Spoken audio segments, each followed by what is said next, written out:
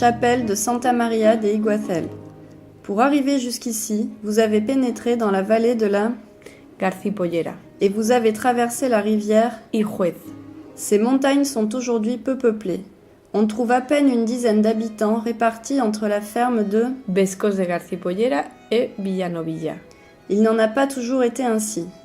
Autrefois, en plus des villages habités actuellement, des populations étaient établies à Acín de Garcipollera, Llosa de Garcipollera, Bergosa et La Rosa.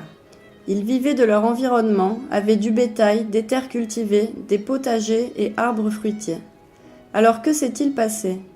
Un événement en des terres lointaines a affecté de manière définitive ces villages et leurs habitants. À la moitié du XXe siècle, on parachevait la construction du barrage de Yessa. Pour effectuer ce chantier, plusieurs villages ont été expropriés dans l'entourage direct du barrage, mais aussi en amont.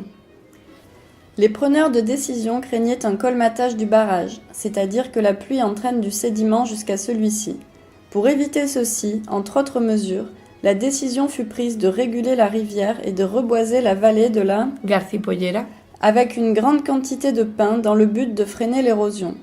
Les habitants et habitantes durent partir à cause de l'expropriation de leurs biens. Les conversations à la tombée de la nuit à la porte des maisons furent remplacées par des bramements. En effet, avec pour objectif de créer une réserve nationale de chasse, les chargés du patrimoine forestier introduisirent plusieurs cerfs et biches qui se sont reproduits jusqu'à créer une des colonies les plus importantes du pays. La chapelle est restée dans cette enclave et tient encore debout aujourd'hui, apportant réconfort et ravissement de par sa grâce à ceux qui arrivent jusqu'ici, comme elle l'a toujours fait depuis sa construction entre les années 1040 et 1050 sur ordre du comte Galindo. Elle fut réaménagée au cours du XIe siècle afin de satisfaire les désirs de la cour de Jaca. Faisons une petite parenthèse en vous recommandant de vous diriger vers le mur situé le plus à l'ouest, celui qui se trouve face au chevet. Vous êtes devant la porte de Jaca. procédant de cette rénovation. Si vous regardez vers la partie supérieure, vous verrez une inscription. Il est inhabituel de trouver ce genre d'épigraphe sur un édifice roman. La traduction telle que recueillie par Antonio Almagro Gorbea, dans la revue Artigrama, en 1989-1990 est la suivante. Esta es la puerta del Señor, por donde entran los fieles en la casa del Señor, que es la iglesia fundada en honor de Santa María. Se construyó por orden del conde Sancho, junto con su esposa llamada Urraca. Se terminó en la era 1110, año 1072, reinando el rey Sancho Ramírez en Aragón, quien donó, en bien de su alma en honor de Santa María, la villa llamada La Rosa, para que el Señor le dé el descanso. Amén. El escritor de estas letras de nombre Aznar, el maestro de estas pinturas de nombre Galindo Garcés. Nous vous proposons la traduction suivante. Cette porte est celle du Seigneur, passage des fidèles dans la maison du Seigneur, qu'est l'église fondée en l'honneur de Santa Maria. Elle a été construite sur ordre du comte Sancho et de son épouse nommée Urraca. Sa construction prit fin en l'ère 1110, année 1072, sous le règne du roi Sancho Ramírez en Aragon, qui donna pour le bien de son âme, en l'honneur de Santa Maria, la ville nommée La Rosa, pour que le Seigneur lui donne le repos. Amen. L'auteur de ces lettres se nomme Aznar, le maître de ces peintures se nomme Galindo Garcés. En 1080, le comte donne la chapelle et ses terres à la communauté habitant le monastère de San Juan de la Peña, et les moines la transforment en prieuré. Elle a par la suite été occupée par les sœurs bernardines. Vers 1245, elle redevient la propriété du monastère de San Juan de la Peña. Par la suite seront réalisées à plusieurs reprises des rénovations de différentes importances. En 1850, la chapelle se trouve dans un état déplorable. Une restauration sera heureusement réalisée. Même si cette dernière a été effectuée avec des ressources modestes, elle permettra de continuer à faire vivre la chapelle. Elle reçoit en 1975 pour la première fois la visite de Antonio Almagro Gorbea. La restauration lui avait été confiée et il trouve en arrivant un paysage désolant. Malgré les ronces qui la recouvrent, il peut voir qu'elle se trouve dans un grand état de délabrement.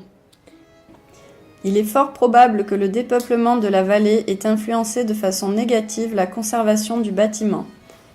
Il rédige un premier projet et la restauration débute en 1976. Peu de temps avant le début des travaux, des habitants de Castillo de Jaca emportèrent 2 pièces du XIIe siècle au village, une grille en fer forgé ainsi que la Vierge assise avec l'enfant. Il est aujourd'hui possible de les voir au musée diocésain de Jaca. Cependant, chaque année, le 2e dimanche de juillet, la Vierge retourne pour quelques heures à ses origines, accompagnant la procession des croix des villages de la vallée jusqu'à la chapelle. En 1983, le 2e projet est rédigé et exécuté. Il s'agit de 2 interventions indispensables visant à éviter que l'église ne tombe en ruine et à mettre en lumière sa forme primitive. En 1989, l'association Sancho Ramírez affronte le défi de poursuivre la restauration. L'importance de cette association pour la conservation et la promotion du patrimoine de cette zone est fondamentale. Description. Nous sommes face à un édifice de plan rectangulaire avec un chevet orienté à l'est. Il est construit en moellon. La disposition des pierres est moins régulière dans les parties secondaires qu'au niveau du chevet. Avez-vous remarqué la quantité de trous dans les murs ? Vous les avez certainement remarqués dans d'autres églises. Ils s'appellent trous de boulin et sont les points d'ancrage de l'échafaudage utilisés pour la construction du bâtiment. Si ce n'est pas déjà le cas, placez-vous au niveau du portail. Vous pouvez voir dans la partie supérieure un arc en plein cintre. Sous ce dernier se trouve un auvent soutenu par des modillons décorés sur chaque face. Un peu plus bas se trouve l'inscription datant et signant l'église et la porte principale. Elle est composée de 5 archivoltes en plein cintre. À l'extérieur se détachent des moulures en damier appelées ajedrezado jaqués. Vous pouvez à présent vous diriger vers le mur sud où vous pouvez voir une porte avec arc en plein cintre et 2 grandes fenêtres. L'attention se porte notamment sur les moulures en gradin qui encadrent ces dernières. Elles faisaient partie de la décoration initiale de l'église avant la rénovation de 1072, celle qui est citée dans l'inscription du portail. C'est un élément d'une grande simplicité mais très décoratif. Approchez-vous maintenant du chevet où se trouvent 4 pilastres, 2 sur les côtés et 2 centrés. Ils compartimentent le mur en 3 pans, chacun comportant une fenêtre. Enfin, si vous vous dirigez vers le mur nord, vous verrez la tour-clocher. Elle a été construite au XIIe siècle. Intérieur. En entrant dans cet édifice, on prend conscience de sa hauteur.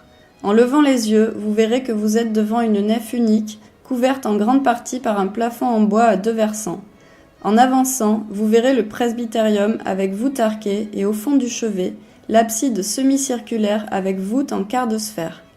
Il s'y trouve des peintures gothiques du XVe siècle qui furent retrouvées au cours de diverses restaurations au XXe siècle. Il est possible que l'intérieur de la chapelle ait été recouvert de peintures dès son origine. Des vestiges ont été retrouvés mais n'ont pu être restaurés.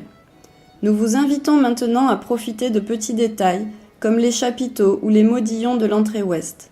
Vous pouvez aussi, pourquoi pas, vous asseoir et profiter de cet endroit où tant de gens ont trouvé la paix.